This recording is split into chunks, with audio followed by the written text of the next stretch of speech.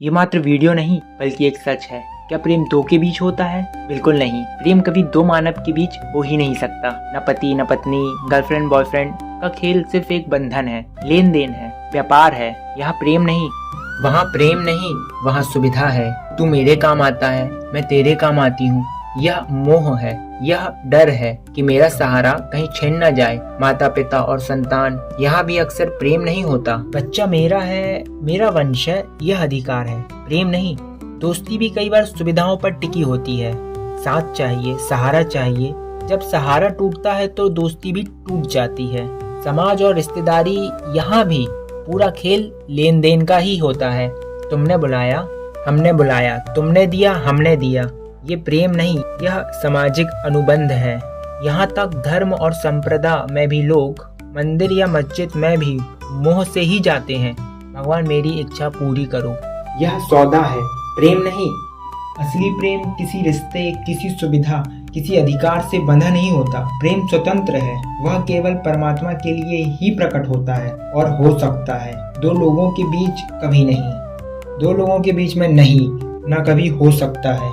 इसका सबसे बड़ा कारण है वहाँ या तो सौदा है, जैसे तू मेरे काम आता है, मैं तेरे काम आती हूँ, या फिर मोह है, अगर तू चला गया तो मेरा सहारा टूट जाएगा। यह कर्तव्य है, मुझे निभाना है, क्योंकि समाज कहता है। इन सब कारण से प्रेम का असली स्वरूप दब जाता है। प्रेम वहाँ नहीं खेल सकता जहाँ रिश्ता, जहाँ हिसाब किताब या डर या जिम्मेदारी का बोझ हो। प्रेम स्वतंत्र है, वह किसी रिश्ते या सौदे में बंध नहीं सकता। प्रेम परमात्मा के लिए है, क्योंकि वहाँ कोई अपेक्षा नहीं, कोई डर नहीं, वहाँ केवल अनुभव है, केवल एकत्व है। सीधी बात, जहाँ सौदा है वहाँ प्रेम नहीं, वहाँ मोह है। जहाँ कर्तव्य है वहाँ बंधन है, जहाँ परमात्मा है वही प्रेम है। अगर प्रेम में स्वतंत्रता है, बिना किसी कारण, बिना किसी सौदे, बस भीतर से उठता है, तो वह परमात्मा के लिए प्रेम है। अगर प्रेम किसी वस्तु या किसी व्यक्ति पर टिका है तो वह बंधन है। अगर प्रेम अहंकार को मिटा देता है, मैं और तू का भेद खत्म कर देता है, तो वह प्रेम है। परमात्मा कोई वस्तु नहीं कि वह आपको प्रेम लौटाएगा। परमात्मा अनुभव है, चेतना है। जब भीतर प्रेम उठता है वही परमात्मा है। परमात्मा से प्रेम करने का मतलब स्वयं को मिटा देना। यही द्वैत का जाल है।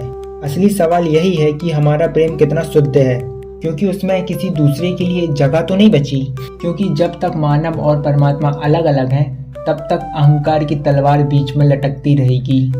ऐसा इंसान अपनी भूख, लालच और वासना से चलता रहेगा और गलत कर्म करता रहेगा, जैसे चोरी, डकैती, लूटपाट, रेप, खून। ये सब अहंकार की ही छाया है। अहंकार कहता है मैं करता हूँ, मैं भोगता हूँ, मैं जीत रहा हूँ, सब कुछ करता हूँ। लेकिन केंद्र में अगर परमात्मा बैठ जाए तो अहंकार जलकर राख हो जाता है। तब इंसान कुछ नहीं करता, परमात्मा करता है। तब हर क्रिया शुद्ध हो जाती है, हर कर्म पवित्र हो जाता है। फिर वहाँ मैं नहीं बचता, केवल वह बचता है। जागृति ही मुक्ति है, अहंकार का अंत ही परमात्मा की शुरुआत है। देखो, प्रेम मत करो, तुम स्वयं प्रेम हो जाओ। जहाँ संबोधन है वहाँ मोह है। प्रेम श्वास की तरह है, अगर वह किसी पर निर्भर है तो वह प्रेम नहीं। इसी संदर्भ में एक कहानी है। एक प्रेमी अपनी प्रेसी के द्वार पर पहुंचा, जोर जोर से दरवाजा खटखटाया। दरवाजा खोलो, दरवाजा खोलो। भीतर से आवाज आई, कौन है? प्रेमी बोला, यह मैं हूँ। फिर अंदर से आवाज आई, इस घर में मैं और तू एक साथ नहीं रह सकते। और दरवाजा बंद ही रहा। फिर वो प्रेमी वियावान में भटकता रहा। हर ठोकर, हर आंसू, हर तन्हाई उसे गलाती रही। वो मैं मिटाता गया और तू उभरता गया।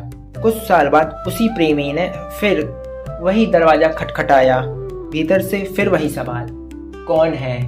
इस बार उस प्रेमी ने कहा, अब तो तू ही है। और दरवाजा खुल गया।